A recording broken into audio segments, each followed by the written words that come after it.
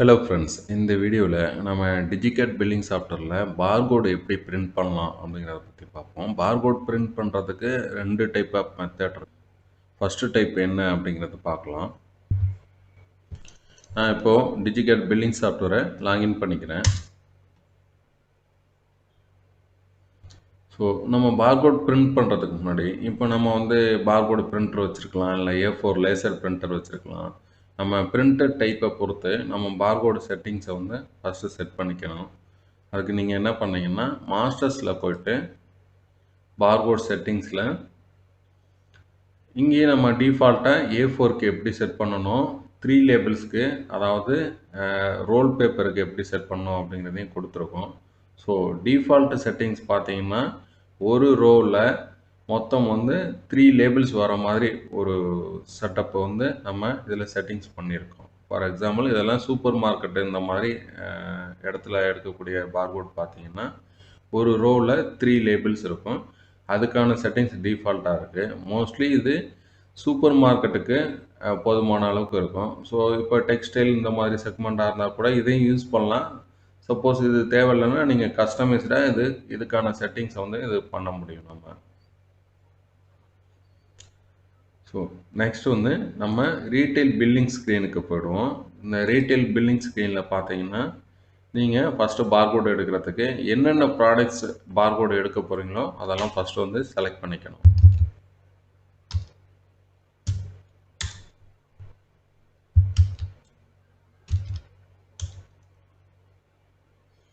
So இது company barcode. இந்த company barcode நம்ம எடுக்க போகிறது கிடையாது. நம்மளே க்ரியேட் பண்ணக்கூடிய பார்கோடு தான் நம்ம எடுக்க போகிறோம். ஸோ அதனால் நான் இதை டெலீட் பண்ணிடுறேன்.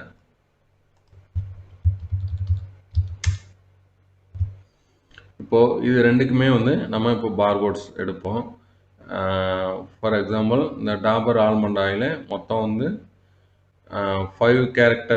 5 கேரக்டர்ஸ் இருக்குது பார்கோடுக்கு. 5 கேரக்டர்ஸு இல்லை 4 கேரக்டர்ஸ் நீங்கள் பார்கோடுக்கு யூஸ் பண்ணிக்கலாம். நீங்களே க்ரியேட் பண்ணும்போது 4 கேரக்டர்ஸோ இல்லை 5 கேரக்டர்ஸோ யூஸ் பண்ணலாம். மேக்ஸிமம் 8 கேரக்டர்ஸ் வரைக்கும் பெஸ்ட்டாக இருக்கும். ஸோ இதில் எத்தனை குவான்டிட்டி தேவையோ அதை கொடுத்துக்குறோம். நான் ஒரு 3 குவான்டிட்டிக்கு பார்கோடு எடுக்க போகிறோன்னா 3ன்னு கொடுக்குறேன். இதில் ஒரு 6 குவான்டிட்டி எடுக்க போகிறோன்னா 6ன்னு கொடுக்குறேன். அதாவது நீங்கள் 3 லேபிள்ஸ்னு எடுக்கும் போது நீங்கள் என்ன பண்ணணும்னா 3யோட மல்டிப்ளிகேஷனில் தான் இதை போடணும். ஃபார் எக்ஸாம்பிள் 3 + 6 9 வருது. நீங்கள் 10 அப்படிங்கிற டோட்டல் வரக்கூடாது. ஸோ இதே 4 லேபிள்ஸ் எடுக்கிறோம் அப்படின்னா 4 லேபிள் 4ஓட மல்டிப்ளிகேஷனில் இருக்கணும். ஃபார் எக்ஸாம்பிள் மொத்தமாக 12 லேபிள் கொடுக்கலாம். இப்போது இதை போட்டதுக்கப்புறம் நீங்கள் F5 அப்படிங்கிற கீயை ப்ரெஸ் பண்ணுங்கள். F5 கீயை ப்ரெஸ் பண்ணிங்கன்னா இங்கே பார்கோடு ஸ்டைல் கேட்கும். ஆல்ரெடி நாங்கள் A4 சைஸுக்கு டிஃபால்ட் டெம்ப்ளேட்ஸ் நிறைய க்ரியேட் பண்ணி வச்சுருக்கோம். ஸ்டைல் 1, ஸ்டைல் 2 இந்த மாதிரியெல்லாம் டிஃபால்ட் டெம்ப்ளேட் இருக்குது. நான் இப்போது பார்கோடு பிரிண்டர் தான் யூஸ் பண்ண போகிறேன்னா பார்கோட் பிரிண்டர் அப்படிங்கிற ஸ்டைலை செலக்ட் பண்ணிக்கிறேன். நெக்ஸ்ட்டு என்ன பிரிண்டரோ அதை சூஸ் பண்ணிக்கிறோம். இப்போ இதில் உங்களுக்கு நான் பிரிண்ட் ப்ரிவியூ காமிக்கணுங்கிறதுனால பார்கோட் பிரிண்டரை சூஸ் பண்ணாமல் பிரிண்ட் டு PDF அப்படிங்கிறத சூஸ் பண்ணிக்கிறேன். இதில் நீங்கள் பார்கோடில் என்னென்ன வேணுமோ அந்த ஆப்ஷன்ஸ் டிக் பண்ணிக்கலாம். ஃபார் எக்ஸாம்பிள் MRP வேணும், ரேட் வேணும், ப்ராடக்ட் ஐடி வேணும்னா நீங்கள் அதை மட்டும் டிக் பண்ணிக்கலாம். அந்த டிஸ்கிரிப்ஷன்லாம் தேவையில்லைன்னா அதை நீங்கள் ரிமூவ் பண்ணிக்கலாம். ரிமூவ் பண்ணிவிட்டு இங்கே அதே மாதிரி பார்கோடு டைப்பு நீங்கள் செலக்ட் பண்ணிக்க முடியும். இது டிஃப்ரெண்ட்டான ஸ்டைல்ஸ். கோடு 128ங்கிறது ஒரு ஸ்டைலு, 39 எக்ஸ்டெண்டட் ஒரு ஸ்டைல்.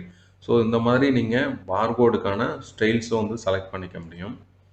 இப்போ நான் நெக்ஸ்ட் பிரிண்ட்டு கொடுக்குறேன்.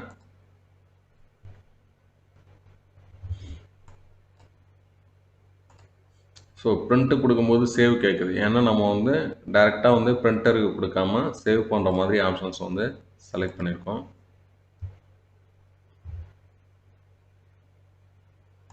நான் இதை ஒரு ஃபோல்டரில் சேவ் பண்ணிக்கிறேன்.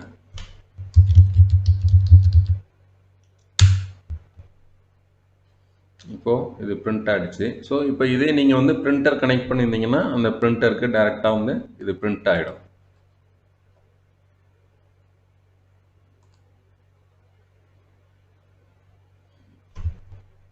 இந்த பார்கோடை ஓப்பன் பண்ணியிருக்கேன். இப்போ பாருங்கள், இந்த பார்கோடு இந்த மாதிரி தான் உங்களுக்கு வரும். இதில் நீங்கள் எக்ஸ்பைரி டேட்டு, மேனுஃபேக்சரிங் டேட்டு எல்லாமே ஆட் பண்ணிக்க முடியும். ஸோ இப்போ எக்ஸ்பைரி டேட் வேணும் அப்படின்னா நீங்கள் என்ன பண்ணலாம்னா, பார்கோடில் எஃப்ஐ கொடுக்கும்போது இதில் அதர்ங்கிற காலத்தை செலக்ட் பண்ணிக்கலாம். அதர் ஸ்டேட்டஸ் ரெண்டையுமே செலக்ட் பண்ணிங்கன்னா எக்ஸ்பைரி டேட்டு, மேனுஃபேக்சரிங் டேட்லாம் வந்து உங்களுக்கு அதில் தெரியும். அதே மாதிரி எம்ஆர்பி வந்து ஸ்ட்ரைக் அவுட் பண்ணணும் அப்படின்னா எம்ஆர்பி ஸ்ட்ரைக் அவுட் அப்படிங்கிற ஆப்ஷனை வந்து நீங்கள் செலக்ட் பண்ணிக்கலாம்.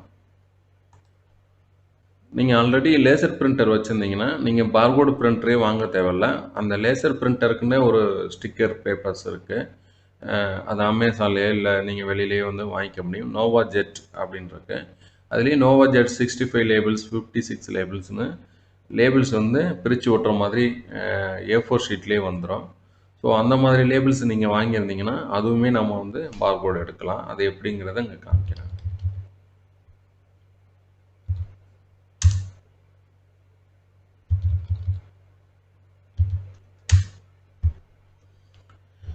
மொத்தமாகவே அந்த பேப்பரில் வந்து நீங்கள் ஒரு டைம் எடுத்தீங்கன்னா 65 லேபிளோ இல்லை 56 லேபிளோ வந்து கம்பல்சரி எடுத்தே ஆகணும். ஸோ இங்கே குவான்டிட்டி வந்து நான் என்ன பண்ணுறேன்னா அதுக்கேற்ற மாதிரி மாற்றிடுறேன். 30 + 35 கொடுக்குறேன்.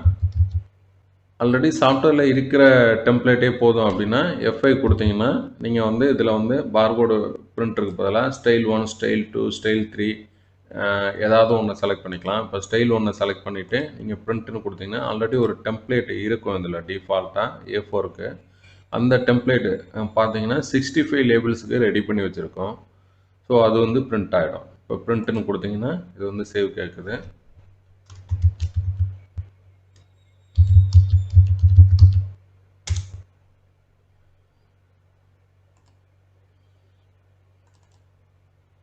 இப்போ நான் இதை ஓப்பன் பண்ணேன். இது பார்த்தீங்கன்னா நம்ம A4 சைஸு பிரிண்டிங்க்கு வந்து இது ரெடி ஆகிடுச்சு.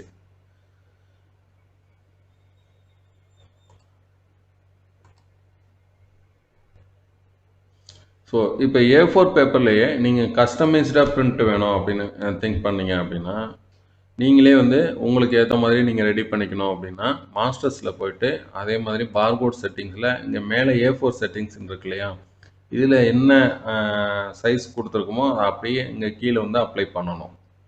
அப்ளை பண்ணிவிட்டு சேவ் கொடுத்துட்டு நீங்கள் கஸ்டம் அப்படிங்கிறத சூஸ் பண்ணிங்கன்னா நீங்கள் A4 சைஸுக்கு பேப்பருக்கு உங்களுக்கு ஏற்ற மாதிரி நீங்கள் டிசைன் பண்ணிக்க முடியும். ஃபார் எக்ஸாம்பிள் இப்போ நான் 65 லேபிள்ஸுக்கு வந்து இங்கே மார்ஜின் டாப் வந்து 49 அப்படின்னு கொடுத்துருக்கோம். ஸோ மார்ஜின் டாப் வந்து 49 கொடுங்க.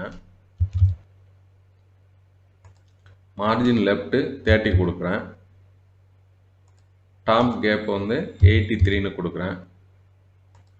Left gap 159. Row count 5. இந்த ரோ கவுண்ட்னா என்னென்னு பார்த்தீங்கன்னா ஒரு ரோவில் எத்தனை லேபிள்ஸ் இருக்குது. இப்போது முதல்ல பார்கோடு பிரிண்டருக்கு வந்து நம்ம 3 லேபிள்ஸ் பார்த்தோம். A4 பிரிண்டரு 65 லேபிள் வாங்கினீங்கன்னா மொத்தமாக ஒரு ரோவுக்கு வந்து 5 லேபிள்ஸ் இருக்கும். அதனால் ரோ கவுண்ட் வந்து 5ன்னு கொடுக்குறேன். இந்த ஷாப் நேம், டிஸ்கிரிப்ஷன், ரேட் இதெல்லாம் நீங்கள் அப்படியே விட்டுடலாம். இல்லை தேவைப்பட்டால் நீங்கள் மாற்றிக்க முடியும். பேப்பர் வித்து ஹைட்டு கூட நீங்கள் அப்படியே விட்டுடலாம். ஏன்னா கஸ்டம் பேப்பர்னு போகும்போது நீங்கள் மாற்றணும் அப்படிங்கிறது நெசசரி கிடையாது.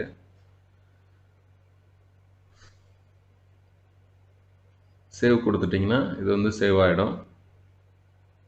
இந்த ஐட்டம் கேப் எதுக்காகன்னு பார்த்தீங்கன்னா ஒவ்வொரு லைனுக்கும் இடையில வந்து கொஞ்சம் ஸ்பேஸ் வேணும் அப்படின்னா இந்த ஐட்டம்ஸ் கேப் அப்படிங்கிற ஆப்ஷனை வந்து நீங்கள் யூஸ் பண்ணிக்கலாம்.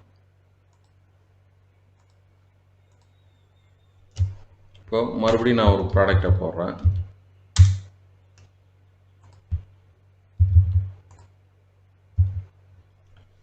எஃப்ஐ கொடுக்கும்போது பார்த்தீங்கன்னா இங்கே கஸ்டம் 1 அப்படிங்கிறத வந்து சூஸ் பண்ணிக்கோங்க. இந்த கஸ்டம் 1 அப்படிங்கிறத செலக்ட் பண்ணிட்டீங்கன்னா அந்த A4 சைஸில் நம்ம வந்து ரெடி பண்ணி வச்சுருக்க பார்கோடு செட்டிங்ஸுக்கு ஏற்ற மாதிரி இங்கே பார்கோடு பிரிண்ட் அவுட் எடுத்துக்க முடியும்.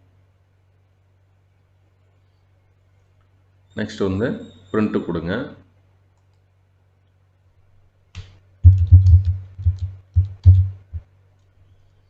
நான் இப்போது இதை சேவ் பண்ணிக்கிறேன்.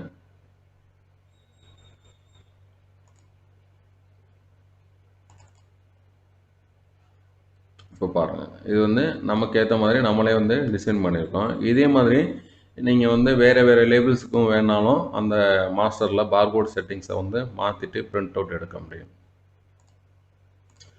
ஸோ நம்ம பில்லிங் சாஃப்ட்வேரை பொறுத்த வரைக்கும் இந்த பார்கோடு எடுக்கிறதுக்கு இது ஒரு ஆப்ஷன் தான் இருக்கா அப்படின்னா இல்லை. இன்னும் இன்னொரு மெத்தட்லையும் பண்ண முடியும். அதாவது நீங்களே வந்து உங்களுக்கு ஏற்ற மாதிரி கஸ்டமைஸ் பண்ணி பார்கோட்ஸை வந்து டிசைன் பண்ணிவிட்டு அதுக்கப்புறம் பிரிண்ட் அவுட் எடுக்கக்கூடிய ஆப்ஷனும் இருக்குது.